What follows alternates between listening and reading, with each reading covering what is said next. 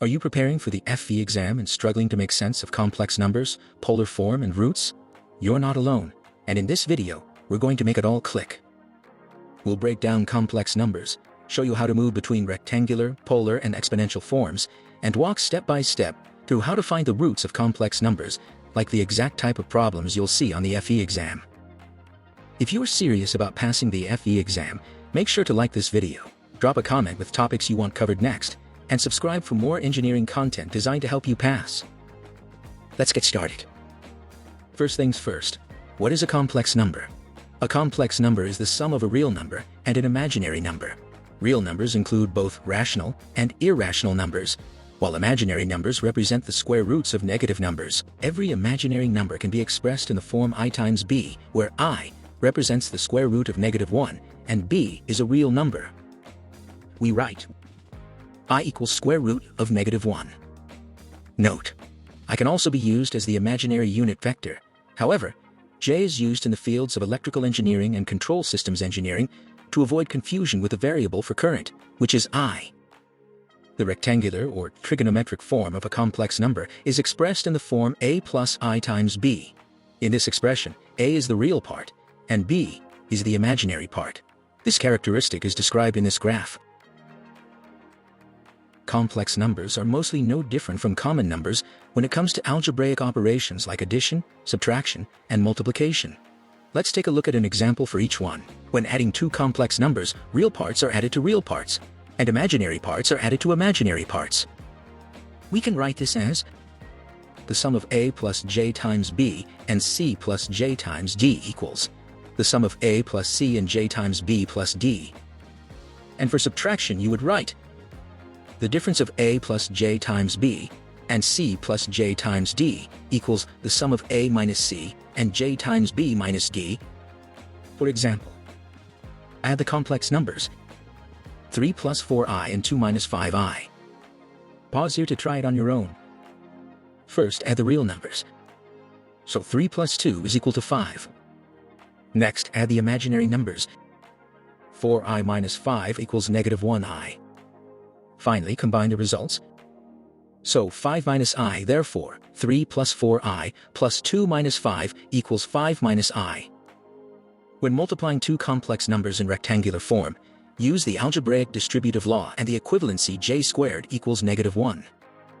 Here's the formula we would use. The product of a plus j times b and c plus j times d equals the sum of a times c minus b times d and j times ad plus bc. Let's take a look at this example. Multiply 2 plus 3i and 4 minus 5i. First step, use the distributive property, also known as FOIL. Multiply 2 by 4 to get 8. Multiply 2 by -5i to get -10i. Multiply 3i by 4 to get 12i.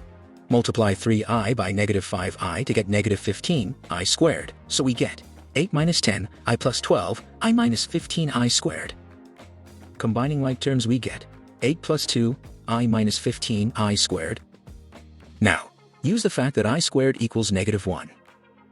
So -15i squared equals -15 times -1, which is +15. Finally, add the final values. So 8 plus 15 plus 2i equals 23 plus 2i. When it comes to division of complex numbers in rectangular form, you will need the use of the complex conjugate. The complex conjugate of a complex number a plus jb is a minus jb. Note, when both the numerator and the denominator are multiplied by the complex conjugate of the denominator becomes the real number a squared plus b squared. This technique is known as rationalizing the denominator. Let's take a look at an example. Divide 3 plus 4i by 1 minus 2i. First step, multiply numerator and denominator by the conjugate of the denominator. The conjugate of 1 minus 2i is 1 plus 2i, so 3 plus 4i over 1 minus 2i times 1 plus 2i over 1 plus 2i. Now multiply the numerators 3 plus 4i and 1 plus 2i, we get -5 plus 10i. Multiplying the denominators, we get 1 minus 2i times 1 plus 2i. Notice that this is a difference of squares, such that 1 squared minus 2i squared. Simplifying to 1 minus 4i squared.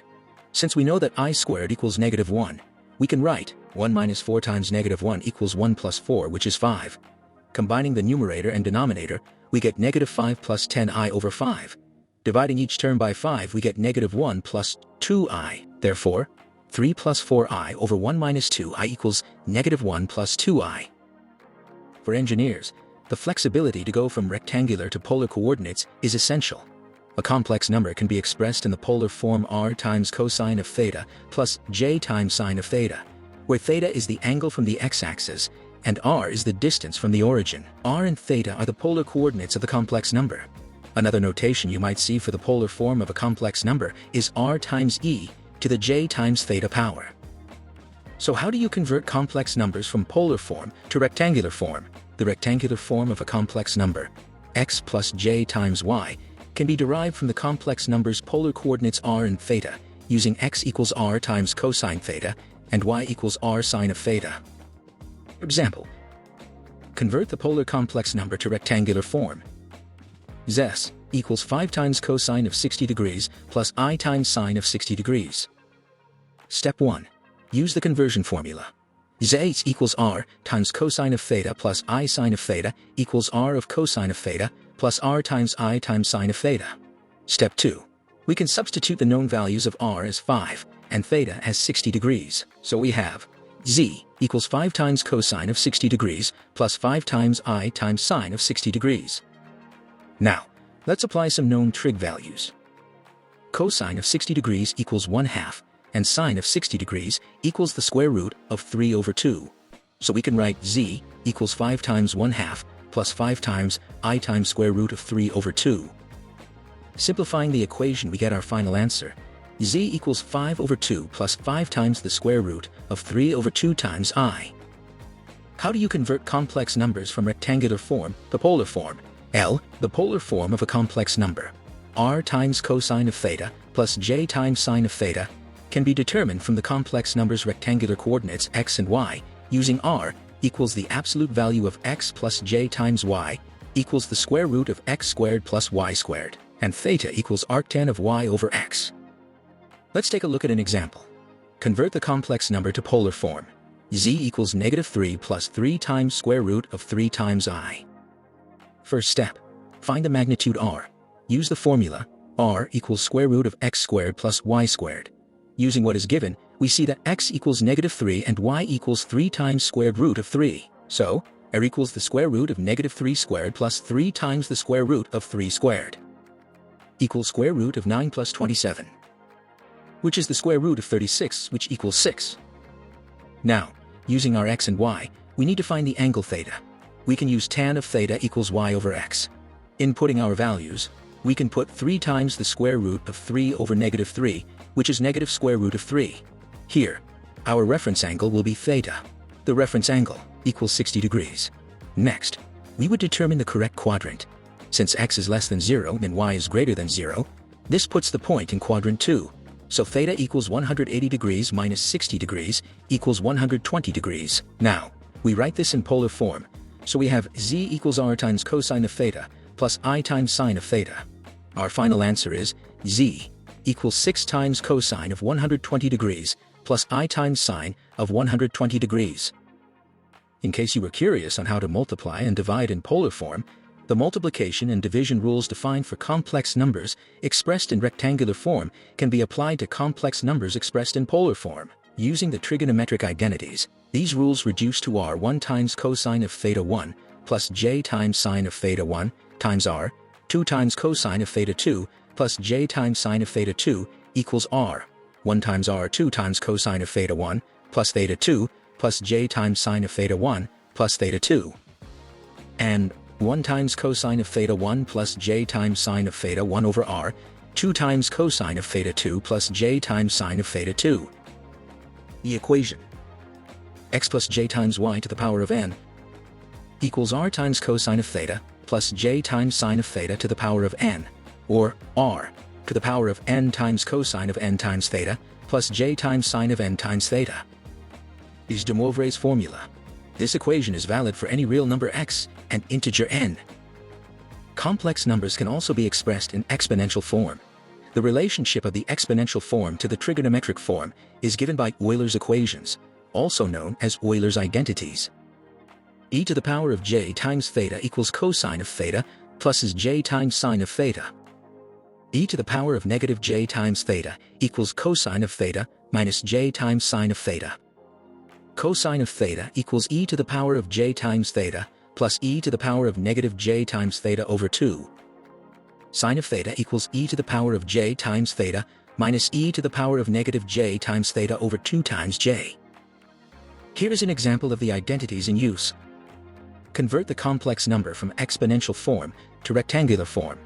Z equals 8 times e to the power of I times pi over 3. Step 1. Use Euler's identity.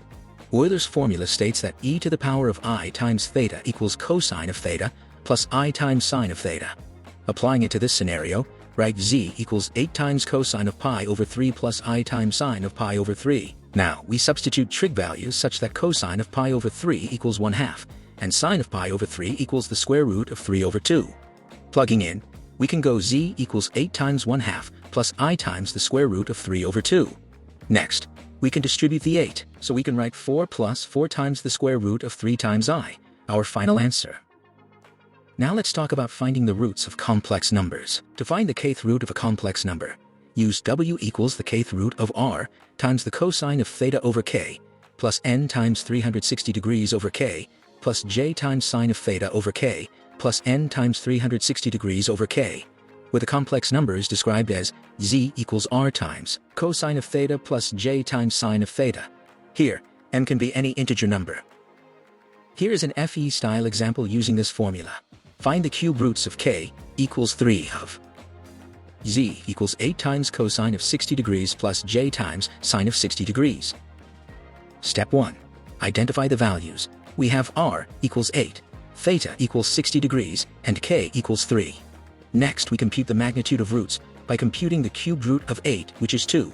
Now we apply the formula. So, w equals 2 times cosine of 60 degrees over 3 plus n times 360 degrees over 3 plus j sine of 60 degrees over 3 plus n times 360 degrees over 3. Simplifying, we get w equals 2 times cosines of 20 degrees plus 120 degrees times n plus j times sine of 20 degrees plus 120 degrees times n. Finally, let's compute the 3 roots. Root 1, where n equals 0, we get w0 equals 2 times cosine of 20 degrees plus j times sine of 20 degrees. Root 2, where n equals 1, we get w1 is equal to 2 times cosine of 140 degrees plus j times sine of 140 degrees. And root 3, where n equals 2, w2 is equal to 2 times cosine of 260 degrees plus j times sine of 260 degrees. That's all the time we have for complex numbers, their roots, and polar coordinates. Keep practicing these types of problems, focus on recognizing patterns, and remember, speed and accuracy come with repetition.